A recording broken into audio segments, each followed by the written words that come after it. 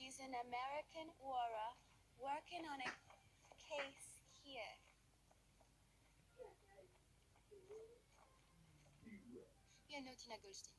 Yeah, we're just as confused as Queenie. Where is Tina? I mean, second trailer and still no Tina. Oh well, I guess we have to see the movie to see her. Hey guys, Harry Thomas here, and welcome, ladies and gentlemen, to my trailer of the trailer review I have most been looking forward to doing all year. The final trailer for Fantastic Beasts: The Secrets of Dumbledore, which is going to be the biggest movie of the year, no question about that. And this trailer, I am just going to say, has me mind fucking blown in every single way. I mean, it surpasses even the first trailer, and I have seen nothing but glowing reactions to it online. Even my best friend Ollie Pajak, he wasn't the biggest fan of Crimes of Grindelwald, but he adored this trailer.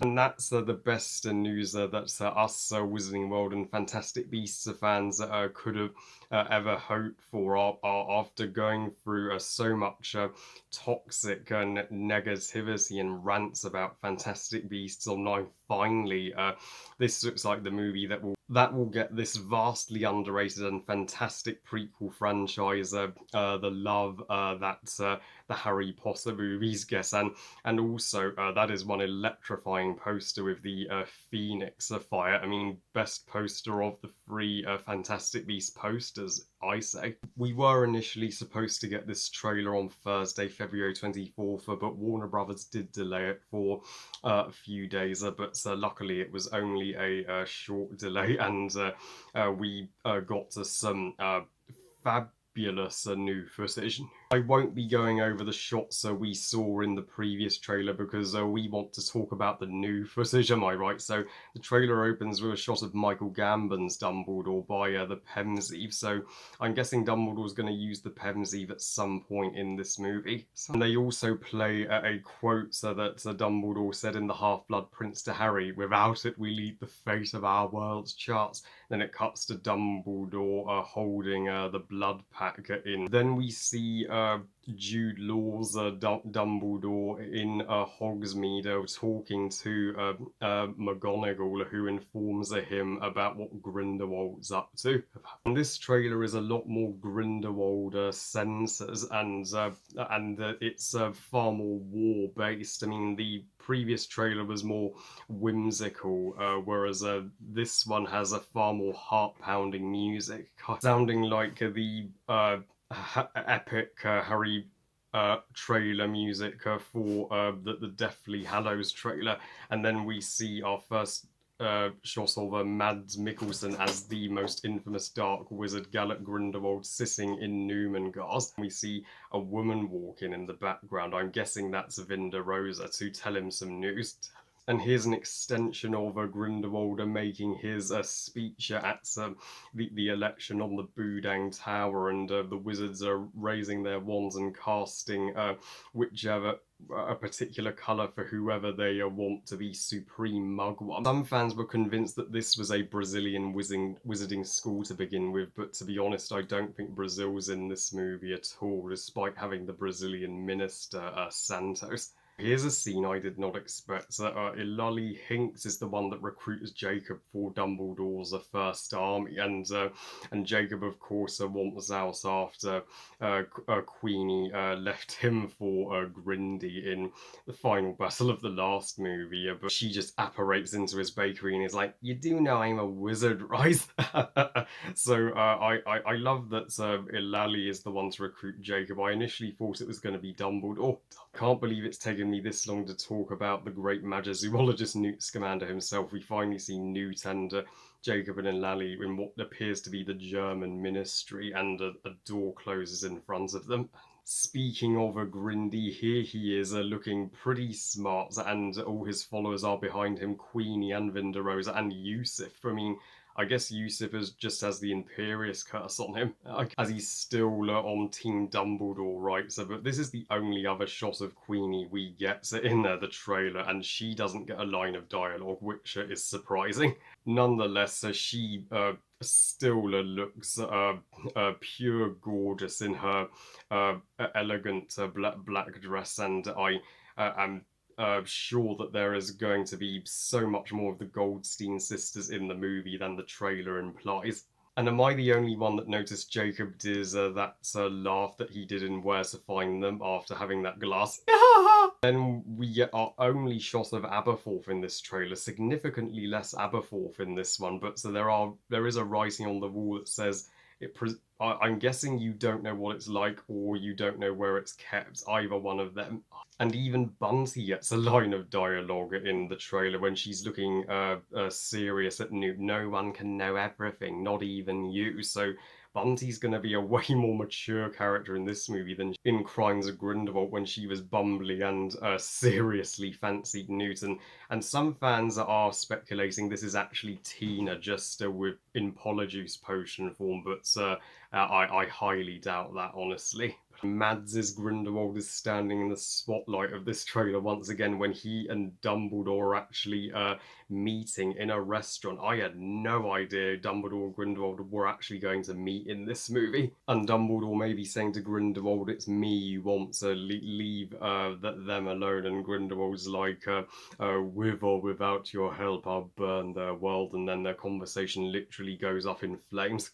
And thank God they mentioned J.K. Rowling in this trailer after leaving her name out of the previous trailer. I mean, it is still her story after all, and then we get to see the full picture of Credence versus Dumbledore in Berlin.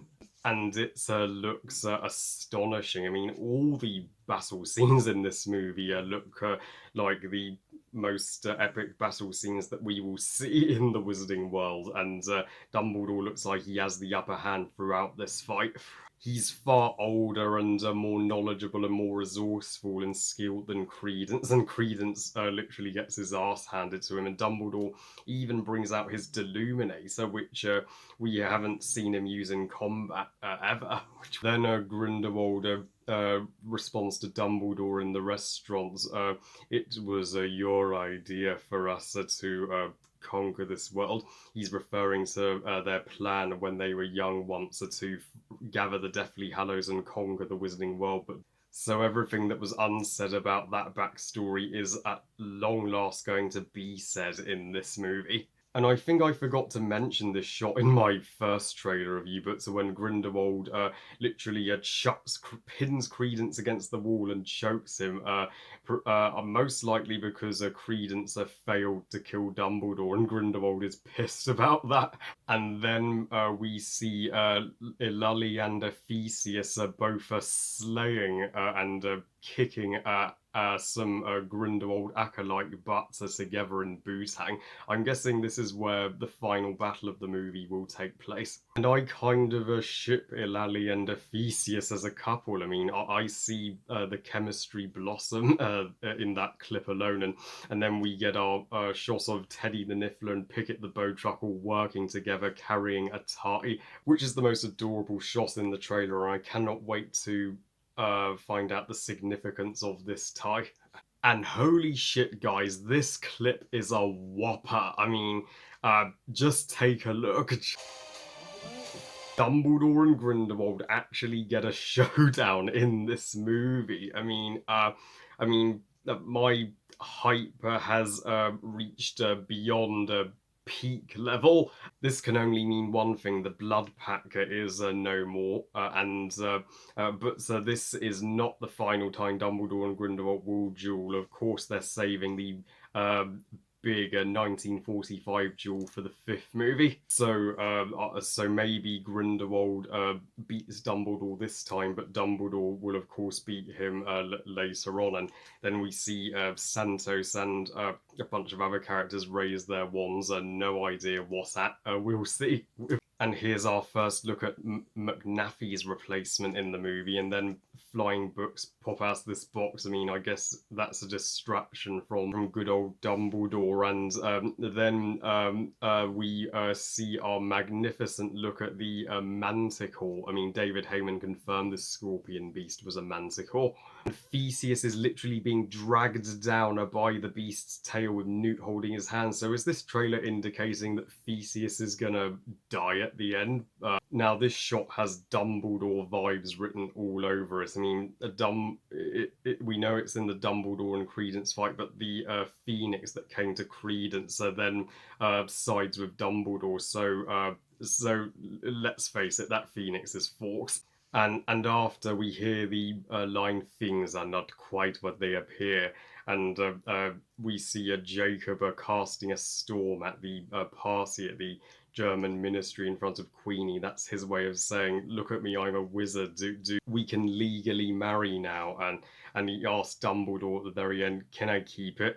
This scene may be after the battle at Budang, though you can see the other characters sitting in the background, all except Theseus. So yeah, maybe Theseus has been killed off at this point. What a whopper of a trailer that was. I have never had that much to talk about in a trailer.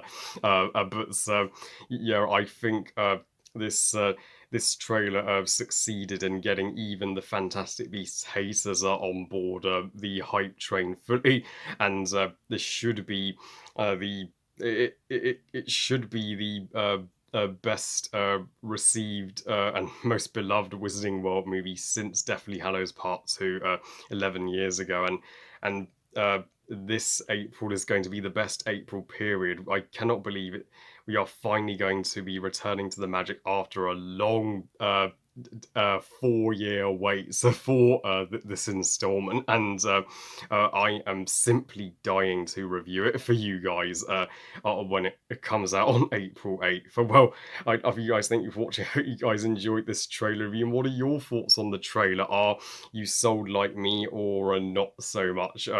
Please comment and let me know. Please like this video and subscribe. Please follow on Twitter and Instagram, and I'll see you next time. And remember, movies are us. Bye, guys.